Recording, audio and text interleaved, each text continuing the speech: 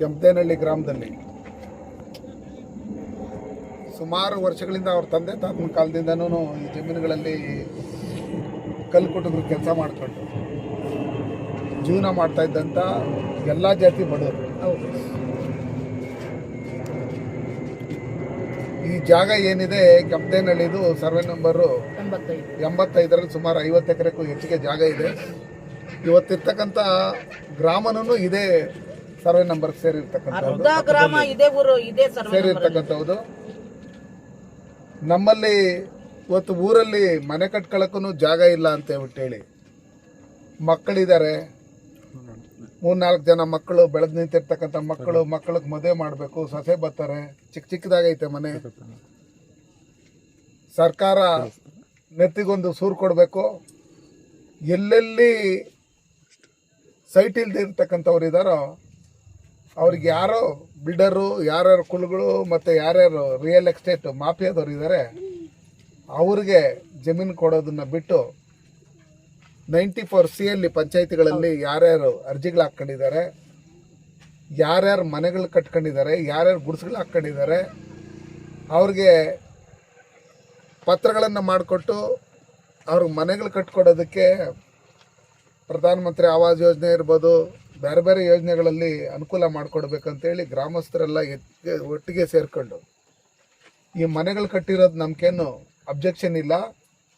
ನಾವೆಲ್ಲರೂ ಒಪ್ಕೊಂಡೆ ಇಲ್ಲಿ ಗ್ರಾಮ ಪಂಚಾಯತಿ ಮೆಂಬರ್ಗಳಾಗಿದ್ದಾಗ ಇವರಿಗೆಲ್ಲ ನಾವು ಕೊಟ್ಟಿದ್ದೀರಿ ಅಂತ ಹೇಳಿದಂಥ ಸಂದರ್ಭದಲ್ಲಿ ಅಂಥ ಮನೆಗಳನ್ನ ಒಕ್ಕಲೆಬ್ಸೋದಕ್ಕೆ ಇವತ್ತು ಓಟಲ್ಲಿ ಎಲೆಕ್ಷನಲ್ಲಿ ಗೆಲ್ಲೋದಕ್ಕೆ ಮಾತ್ರ ಈ ಬಡವರು ಓಟ್ ಬೇಕು.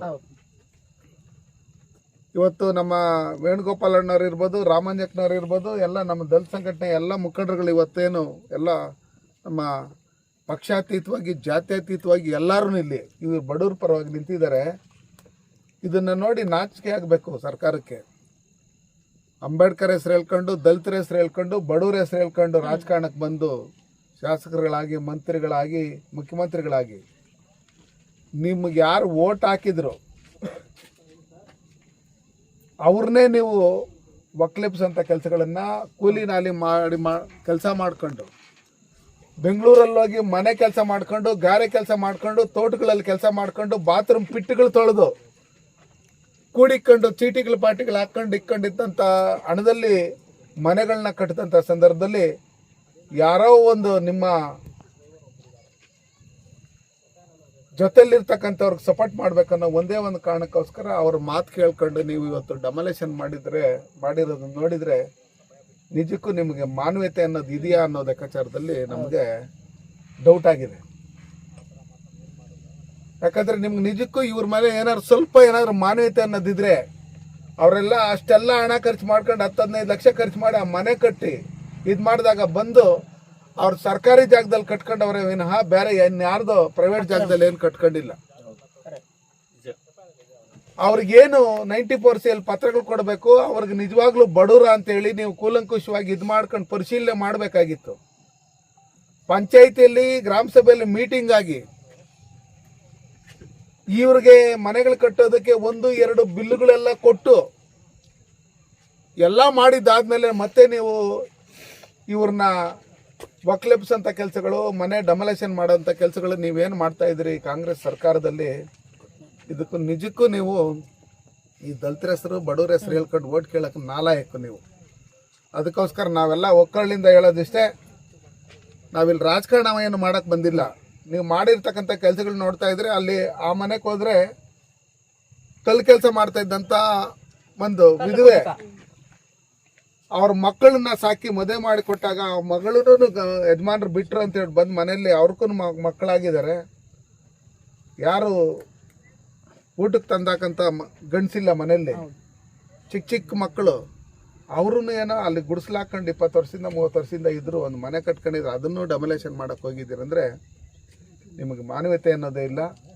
ಅದಕ್ಕೋಸ್ಕರ ದಯವಿಟ್ಟು ನಾವು ಹೇಳೋದಿಷ್ಟೇ, ಈ ಸುತ್ತಮುತ್ತಲ ಗ್ರಾಮದಲ್ಲಿ ಎಲ್ಲೇ ಸರ್ಕಾರಿ ಜಾಗಗಳಿದ್ರೂ ಬಡವ್ರು ಯಾರಿದ್ದಾರೆ ಅವ್ರಿಗೆ ನೀವೇ ಸೈಟ್ಗಳನ್ನು ಕೊಟ್ಟು ಮನೆಗಳಿಗೆ ಲೋನ್ ಕೊಟ್ಟು ಅವ್ರಿಗೆ ಒಳ್ಳೇದು ಮಾಡಬೇಕು. ಅದು ಬಿಟ್ಟು ಈ ರೀತಿ ಡಮಲೇಷನ್ ಮಾಡಿದರೆ ಈ ಕರ್ನಾಟಕ ರಾಜ್ಯದಲ್ಲಿರ್ತಕ್ಕಂಥ ದಲಿತ ಸಂಘಟನೆಗಳಿರ್ಬೋದು, ಭಾರತೀಯ ಜನತಾ ಪಾರ್ಟಿಯಿಂದ ನಮ್ಮ ಎಲ್ಲ ಕಾರ್ಯಕರ್ತರು ಇರ್ಬೋದು, ಇಲ್ಲಿ ಪಕ್ಷಾತೀತವಾಗಿ ಜಾತ್ಯತೀತವಾಗಿ ಎಲ್ಲರೂ ಬಂದು ಇವ್ರಿಗೆ ನಾವೆಲ್ಲ ಬೆಂಬಲ ಸೂಚಿಸಬೇಕು. ಈ ಬಡವ್ರನ್ನ ಯಾವುದೇ ರೀತಿಯಲ್ಲಿ ಒಕ್ಕಲೆಬ್ಸೋದಕ್ಕೆ ನಾವು ಬಿಡ್ಕೊಡ್ದು. ರಾಮಂಜಕರಾಗ್ಲಿ, ಅವ್ರ ಜೊತೆಲಿ ನಾಗರಾಜ್ ಆಗ್ಲಿ, ಶಂಕರರಾಗ್ಲಿ, ಮುನ್ರಾಜ್ ಅವರಾಗ್ಲಿ, ಇವರೆಲ್ಲ ಏನು ಇವತ್ತು ಹೋರಾಟ ಮಾಡ್ತಾ ಇದಾರೆ ಅಹೋರಾತ್ರಿ, ನಾವು ಇವ್ರ ಜೊತೆಲಿ ಹೋರಾಟ ಮಾಡೋದಕ್ಕೆ ನಾವು ರೆಡಿಯಾಗಿದ್ದೀರಿ. ಯಾರ್ಯಾರು ಅಂಬೇಡ್ಕರ್ ಹೆಸರುಗಳು ಹೇಳ್ಕೊಂಡು, ಅಂಬೇಡ್ಕರ್ ಸಂಘದ ಹೆಸರು ಹೇಳ್ಕೊಂಡು ಇವತ್ತು ನಾವು ಬಡವ್ರ ಪರವಾಗಿ ಅಂತ ಹೇಳ್ತಾ ಇದ್ದೀರಿ, ಈ ತಾಲೂಕಲ್ಲಿ ನಡೀತಾ ಇರ್ತಕ್ಕಂಥ ಅನ್ಯಾಯ ಏನಿದೆ, ಅಕ್ರಮವಾಗಿ ಏನು ಈ ಬಡವ್ರನ್ನ ಒಕ್ಕಲೆಬ್ಸಂತ ಕೆಲಸಗಳು ಇವ್ರೇನು ಬಾಂಗ್ಲಾದೇಶದಿಂದನೂ ಬಂದಿಲ್ಲ, ಪಾಕಿಸ್ತಾನದಿಂದನೂ ಬಂದಿಲ್ಲ, ಇಲ್ಲೇ ಹುಟ್ಟಿ ಬೆಳೆದಿರ್ತಕ್ಕಂಥವ್ರು. ಅಂತವ್ರನ್ನ ಒಕ್ಕಲೆಬ್ಸಂತ ಈ ಜಾಗನೂ ವ್ಯವಸಾಯ ಮಾಡಕ್ಕೆ ಯೋಗ್ಯ ಅಲ್ಲದೆ ಇರ್ತಕ್ಕಂಥ ಜಾಗ, ಅಂತ ಜಾಗದಲ್ಲಿ ಮನೆಗಳು ಕಟ್ಕೊಂಡಿರ್ತಕ್ಕಂಥವ್ದನ್ನ ನೋಡಿದ್ರೆ ನೀವು ಒಕ್ಕಲೆಬ್ಸೋದಕ್ಕೆ ಬಂದಿದ್ದೀರಲ್ಲ, ಅದಕ್ಕೋಸ್ಕರ ನಿಜಕ್ಕೂ ನಿಮ್ಗೆ ದೇವ್ರು ಒಳ್ಳೇದು ಮಾಡಲ್ಲ. ನೀವೇನೇ ಎಷ್ಟೇ ಪೂಜೆ ಪುನಸ್ಕಾರಗಳು ದೇವಸ್ಥಾನಗಳು ಕಟ್ಟಿದ್ರೆ ಕೂಡ ಈ ಬಡವರು ಏನು ಕಣ್ಣೀರು ಹಾಕ್ತಾರೆ, ಆ ಕಣ್ಣೀರು ನಿಮಗೆ ಶಾಪ ಆಗುತ್ತೆ. ಅದಕ್ಕೋಸ್ಕರ ಅದು ಆಗ್ಬಾರ್ದು ಅನ್ನೋದಾದ್ರೆ ಇವರು ಕೂಡಲೇ ಏನಲ್ಲಿ ನೀವು ಲಾಸ್ ಮಾಡಿದ್ರೆ, ಅವ್ರು ಕಟ್ಟಿರ್ತಕ್ಕಂಥ ಮನೇನ ಡೆಮೊಲೇಷನ್ ಮಾಡಿ ಇನ್ನೊಂದು ಮತ್ತೊಂದು ಮಾಡಿ ಇಲ್ಲೂ ಮಾಡಿದಿರಿ, ಇವ್ರಿಗೆಲ್ಲ ಏನಿದೆ ಅದಕ್ಕೆ ಪರಿಹಾರ ಕೊಡಬೇಕು.